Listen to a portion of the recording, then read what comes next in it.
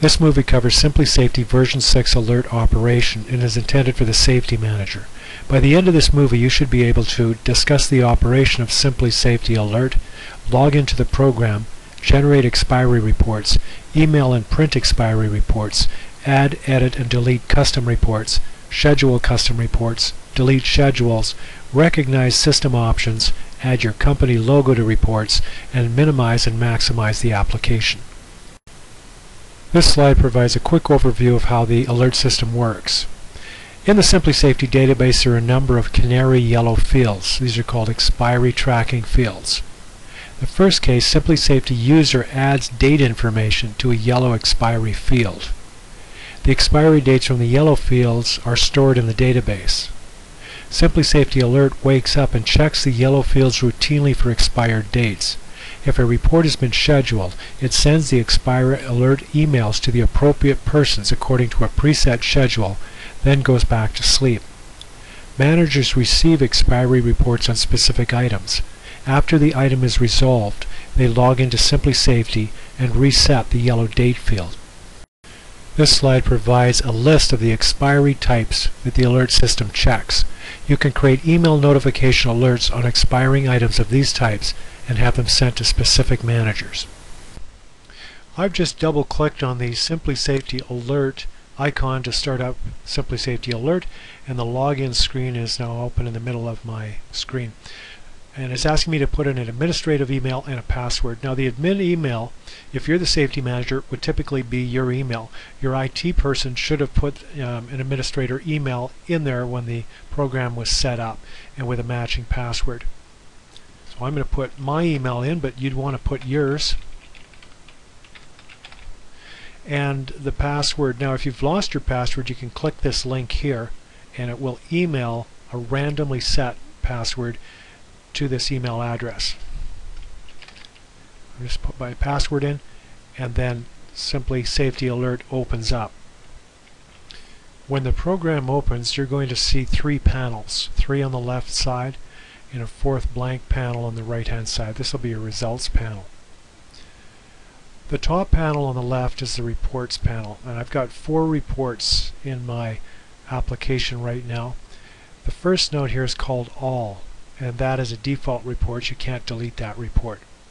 So the first panel is for your reports and schedules. The second panel, the middle panel, is for the items that are being reported on. That scrolls up and down. And the bottom panel is for what regions, what companies, and what employees you want to report on. So we're clicked now by default. When you come into this program, you're always highlighted on the All report. So if I roll my mouse down to the bottom and click on the Run Now button, it'll run a report on all items that are expiring in this demo database.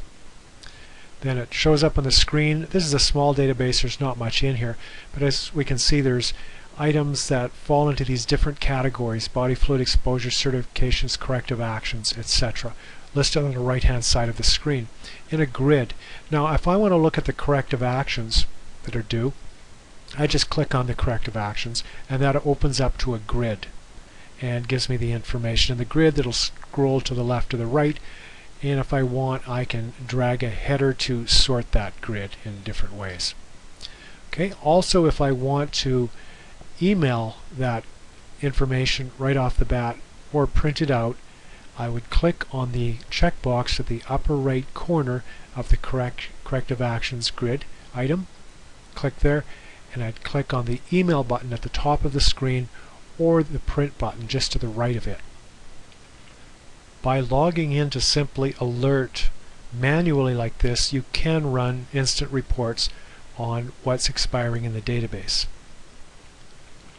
A greater value of this program, however, is to set up reports with schedules attached, so it'll automatically send emails on what's expiring to appropriate people. So I'm going to roll my mouse back up to the top left corner, this first panel. Now I'm clicked on the All report. I'm just going to click below that on the fire extinguisher report. That changes the middle panel. So you can see in the middle panel we've got 4 items selected here: fire extinguisher basic inspection, fire extinguisher expiry, full inspection, and hydrostatic inspection. If we scroll up and down, There's only one other item, WCB number. I'm going to unclick that. That really shouldn't be in our fire extinguisher report. So those 4 items are selected. Again, I'm going to click on the Run Now button at the bottom, and that comes up with one expiring fire extinguisher item. So let's just look up at the All report again. Now we're clicked on Fire Extinguisher Report. There's 4 items selected in the middle panel. If I click up again on All, I'm going to say that all of the items are selected. So that is reporting on everything in this database. If I click on the Medical Report, that's just reporting on medical type items, body fluid exposure, first aid, and injury information. If I click on Personal Protective Equipment, that will just be showing us personal protective equipment. The Vehicle and Driver's License Report has both driver's abstract information and vehicle commercial expiry information in this report. So you can mix and match items in any report. If we wanted to, we could add PPE or personal photo information, expiry information to this Vehicle and Driver's License Report, but that wouldn't really make a lot of sense. The benefit of these reports at the top is you create specific reports for different types of information, such as fire extinguishers, which get set to the person responsible for looking after the extinguishers, the Personal Protective Equipment report that gets sent to the person that's responsible for looking after that, etc. So I'm going to click again on the All report at the top. Again, everything is selected in the middle panel. I'm going to go right down to the bottom left corner of the screen. Now there's a date filter set here, and by default that's always on today's date. Today's date is 3/19/2013, and the filter is set to find what's due by that date. Anything that's due before that date, up to or on that date. So when I run that, we've got a fair amount of things in the database. Now if I change this radio button here to find due on this date, that means it says find the expiring items that are due on this date exactly, 3/19/2013. So if I run that now, we get much less. We get 2 security investigations due today, literally today, and 79 training items literally due today. Normally you'd leave this radio button set to the By radio button.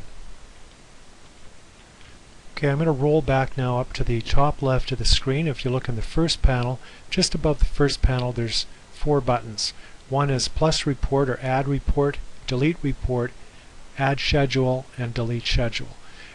Before you can schedule anything, you have to add a report. So I'm going to click on the Plus Report, and that adds a new node to the tree, and I'm going to click on that, and I'm going to change the name, and I'm going to call that report Corrective Actions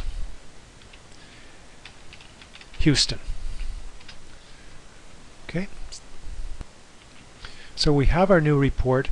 Now I'm going to roll my mouse down to the middle panel. Now everything is selected on a new report, so it's going to report on everything, but we don't want everything, we just want corrective actions. So I'm going to click on the All checkbox here, and that's going to remove everything that's selected. And now I'm going to roll down, and I'm just going to click on Corrective Actions. Okay, so now I roll down to the bottom of the screen, I'm going to click Run Now, and that reports on we've got 18 corrective actions. But now we haven't filtered by location here, so they're all across all our regions and sites. I'm going to close that, highlight it on the top.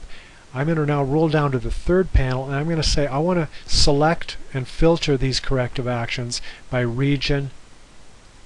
I'll open up the regions, and I'll go to the main region because I know that Houston is in the main region here. I'm going to deselect Calgary, just select Houston here. Then I'm going to click Run Now again at the bottom of the screen, and now it's filtered down to 3 corrective actions that are due for Houston. So let's review. We've created a new report called Corrective Actions Houston in the top panel. In the second panel, we've just selected Corrective Actions, and in the bottom panel, we've selected just the region Maine and just the site Houston. So if we click on Calgary here, which is also in the region Maine, and run this report, we see that we've got 12 corrective actions. It's added 9 more. So we want to create a separate report for Calgary. So I'm going to deselect Calgary there. In order to save this report, I roll my mouse to the lower right corner of the screen and click on the Save button. Okay, now we want to create a new corrective action report for Calgary. So I'm going to click once again on Report, highlight that report. I'll call that Corrective Actions _ Calgary. In the middle panel, everything is selected. I'll deselect it, then just click on Corrective Actions. Then I'll go to the bottom panel and click on Region Main, deselect Houston, so we just have Main, Calgary, and I'm going to run now, and now we've got 9 corrective actions for Calgary. Now I'm going to roll my mouse button to the lower right corner and save that report. While I'm highlighted on Corrective Actions Houston, I'm going to click on the Schedule button. A new form opens up in the middle of the screen in order to schedule this alert. So it starts with a radio button for do this on a specific date, any date you choose.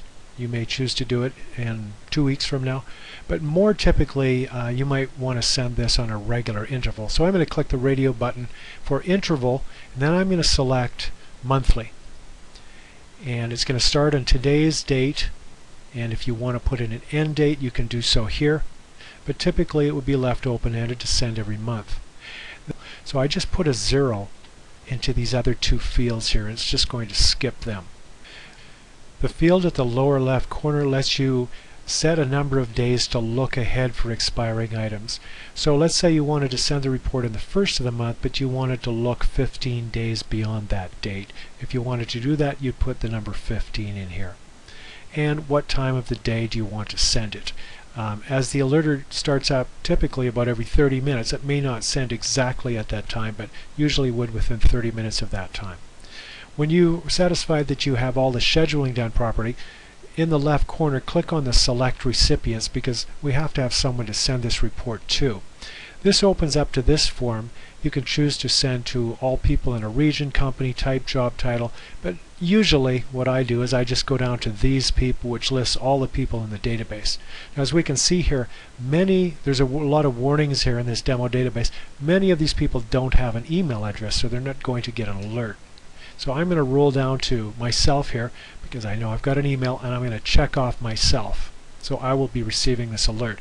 Also, if you want to put a custom message in here, you can type in a custom message telling that manager that they need to handle these items or somehow deal with them. Also, you can add an attachment to the email if you want. Just click on the plus button to add an attachment. Usually I wouldn't do that. I'm going to click on OK here. So now I've scheduled this for one recipient. So I'm going to click OK to close this, save it, and close it. And then, as you can see in the upper panel, our Corrective Actions Houston has now changed, and now we've got a schedule underneath. I've just opened up my email client and received the email that was sent for Houston with these 3 corrective actions. It will look similar to this, and there's an attached PDF to this one.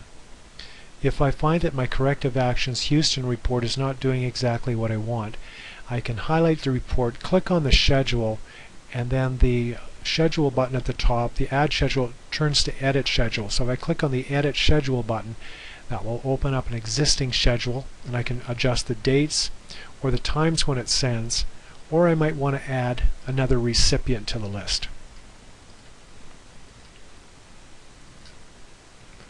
If I find that the schedule for Houston is just not working out and I want to get rid of it, I just click once on it, and then I select the minus or delete schedule button at the top of the screen. That confirms that we want to delete. Now we do not have an alert for Calgary or Houston, so no emails are being sent out for Calgary or Houston. Also, if I decide that my report for Houston is simply not needed anymore, I just click once to highlight it, and then click on the delete report button at the top of the screen. If you're the safety manager and you're setting up Simply Alert, you need to put some thought into exactly what reports you need, who they should go to, and when they should be sent. If you have smaller sites with one main person looking after the site, you may create a report that has all of the items in it and send it to one person, so that all of the expiring items and all the types in the middle of the screen would be sent to that one person. If you're a larger company, you might split the reports up. Have things like personal protective equipment report, vehicle driver's license report, etc. sent to separate people. Remember that when you make a change in Simply Alert, whether you change the reports or the schedules or the information in the middle panel, you should go to the lower right of the corner and click on the Save button to save those changes. This program needs to run minimized, and it normally runs on a machine 24/7. So when you click the red X in the upper right corner of this application, it just minimizes it. It doesn't shut it down. If you want to completely shut this application down, you need to go to the upper left under the File menu and click on the Quit button. But typically you don't want to do that. Typically you just want to click the upper red X and have the application minimized. Then if you look into your system tray at the bottom right corner of your screen, you should see a small icon for Simply Alert running. Let's take a quick view of the menu items at the top left of the screen. Under File, it's two selections: Save Your Reports or Quit the Application Completely. That shuts it down completely and your alerts will not go out. Under View is View or Not View the Reports panel. If I deselect Reports panel, then the grid covers the entire screen. Under Settings, I click Settings. This is overall settings for Simply Alert. The administrator's email and password is located in here. Checkboxes of whether or not the administrator wants to receive various types of notifications. You can put your own company logo into your reports and alerts here by clicking to select your company logo, as long as it's a reasonable size and doesn't distort the reports. Persistence logs, there's log in case we need to look up any technical support issues. This is the location. And information for the database path is located at the bottom of the screen. Now this version of Simply Alert can look at either a Microsoft Access file or more normally a SQL Server file, so normally this right-hand radio button would be checked. Information on your email setup is included in the top right panel of the screen. Schedule or sleep period is best left at 30 minutes. The checkbox for automatically check for updates is normally left on so you can get any new updates that are released to this product. And most companies would show people only who are active in the database. So as a quick review, we'll go over the main features of Simply Safety Alert. This application runs on one machine 24/7 and it normally runs minimized.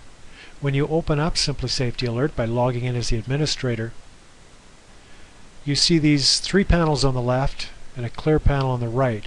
The panels in the upper left are your reports and your schedules located underneath the reports. You can use the buttons above the top panel to add, delete reports and schedules. The area in the middle of the left is what items are being reported on in your reports, and the panel at the bottom of the screen controls what regions and what companies you're going to see those items for.